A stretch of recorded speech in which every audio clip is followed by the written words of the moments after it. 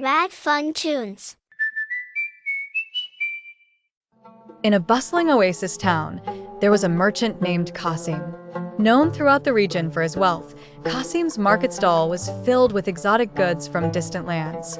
Yet, no matter how much he owned, he always desired more. One day, a wise traveler visited the town and approached Qasim's stall. He admired the merchant's wares and said, "You have many treasures, yet I sense a greater treasure lies buried within the mountains to the east, only accessible to those who learn the art of contentment." Intrigued but skeptical, Qasim arrogantly thought that acquiring this treasure would further solidify his status as the richest man in the region. He departed for the eastern mountains the very next day, carrying provisions and high hopes. As he embarked on this journey, climbing treacherous paths and braving harsh winds, he met an old beggar by the mountain's edge. The beggar, worn with age and hardship, asked, "What do you seek here among these rugged cliffs?"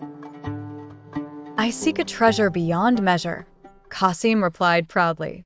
The beggar nodded wisely and said, "Greed veils true riches from one's heart," and shuffled away, leaving Qasim with a trail of thoughts. Undeterred by the old man's words, Qasim pressed on, driven by his insatiable greed. The path grew narrow and perilous until finally he came upon a cavern glittering with gold.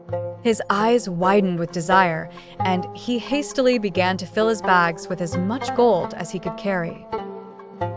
However, as Qasim attempted to leave the cavern, laden with gold, the earth trembled. Rocks shifted and sealed the entrance, trapping him inside.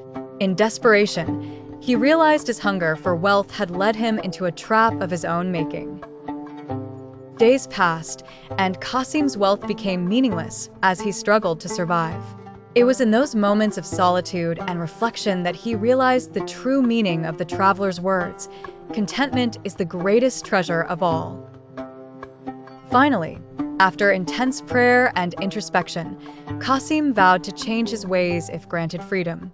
By divine mercy, a gentle rain eroded the rocks blocking his escape, allowing him a second chance at life. Returning to the town, Qasim abandoned his excessive ways, choosing instead to be content with what he had and shared his riches with the needy. His name, once synonymous with greed, became a beacon of generosity.